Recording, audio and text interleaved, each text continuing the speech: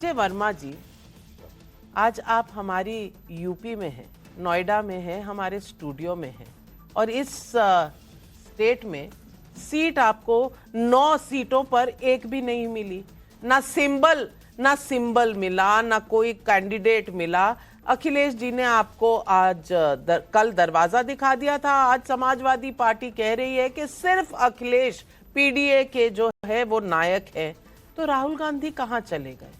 और वहां महाराष्ट्र में जहां उनकी 2 सीटें हैं असेंबली में समाजवादी पार्टी की, वहां अब्बू आजमी के तेवर देखे आपने? उन्होंने कहा कि हम 5 तो बोल चुके हैं कि हमारे ये कैंडिडेट हैं, या तो एडजस्ट करो, कल दोपहर तक वेट करेंगे, नहीं तो 25-30 मेरे कैंडिडेट तैयार है, यूं जमीन पर उतारूंगा, आपके वोट काटूंगा।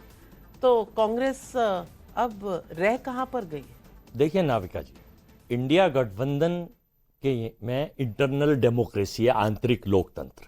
वहां भाजपा की तरह अधिनायकवाद नहीं है कि वन मैन शो होगा और अगर केवल भाजपा नरेंद्र मोदी जी कहेंगे तो सारे 46 के 46 गठबंधन के साथी और दल मानेंगे। हमारे यहाँ सबको अधिकार है, अपनी बात रखिए, उस पर विश्लेषण होता है, उस पर चर्चा होती है, परिचर्चा होती है, नीचे से ऊपर तक पूछा जाता है, उसके बाद निर्णय पार्टी के नेता लेते हैं।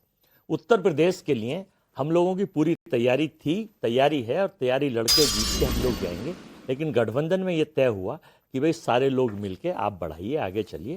राहुल जी से चर्चा हुई, खड़गे जी से चर्चा हुई, खड़गे जी ने विश्लेषण कराया, हमारे सारे 9 की 9 सीटों पर 10 की थी बात पहले तो, लेकिन एक सीट चूंकि बीजेपी डरी हुई है, अयोध्या में बहुत पहले ही वो घायल पड़े हुए हैं, तो डर की वजह से उन्होंने कोई कैंडिडेट उस सीट को कैसे करके कैंसिल कर दिया। 9 की सीटों पे हमारे सारे पर्यवेक्षक गए थे प्रदेश के और सारी चीज़ें तय थी, लेकिन हाईकमान की और जनता के उस पर यह निर्णय हुआ कि अखिलेश जी को लड़वाइए, सारे गठबंधन लड़ेगा, मतलब पीडीए गठबंधन लड़ेगा। अब आप महाराष्ट्र की पूछ रही हैं, देखिए मैंने फिर आपसे कहा कि इंटरनल डेमोक्रेसी, वहाँ के अध्यक्ष हैं जो कह रहे हैं, रणनीतिक तय चीज़ें हो चुकी हैं, कैसे करना है, क्या करना है, ये सारी चीज़ें आपके सामने आ जाएंगी, कल आ जाएंगी। लेकिन हमें तो प्रॉब्लम और किसी को नहीं है, हमें कहीं प्रॉब्लम नहीं है, खास करके घबराई हुई पार्टी बीजेपी को और इसके घटक दलों को है।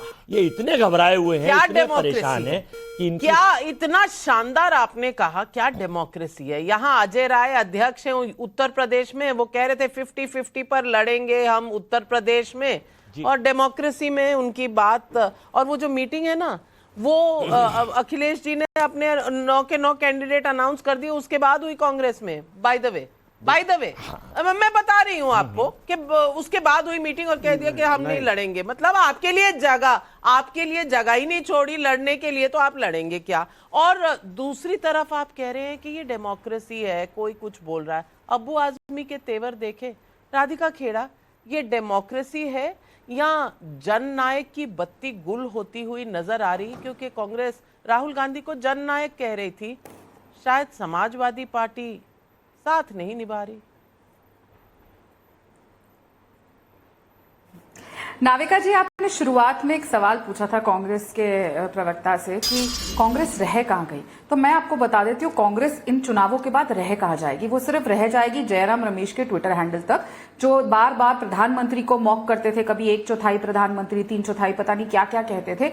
इतना एरोगेंस और इतना जो सर पे उन्होंने अपने राहुल बाबा को चढ़ाया था, जिसका नतीजा आज आपको लोकसभा के बाद जितने चुनाव होते जाएंगे उनमें देखने को मिलेगा।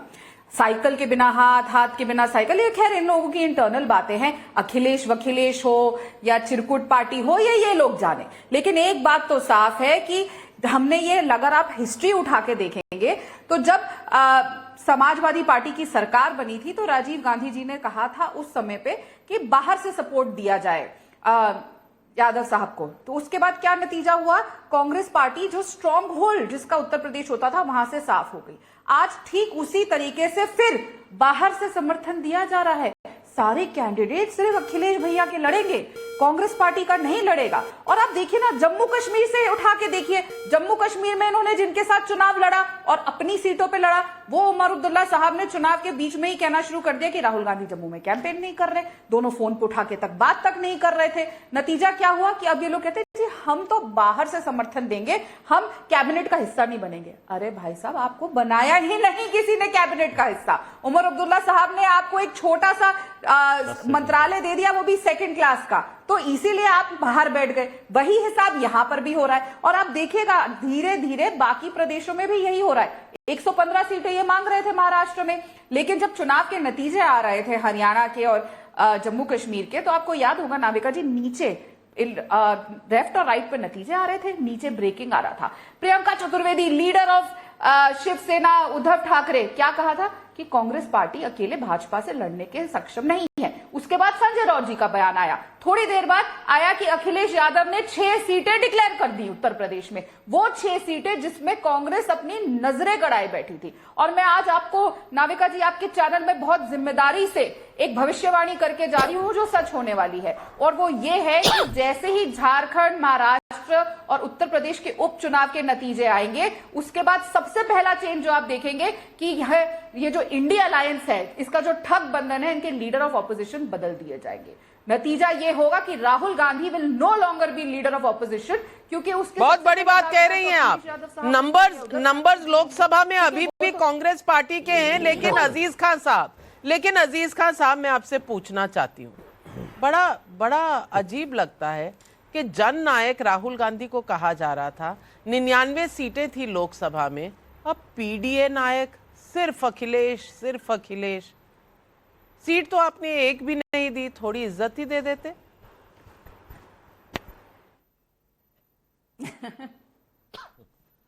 देखिए नाविका जी, देखिए वो क्या है, वो डायलॉग बड़ा मशहूर है कि जिसके घर शीशे के होते हैं वो दूसरों के घरों पे पत्थर नहीं मारा करते।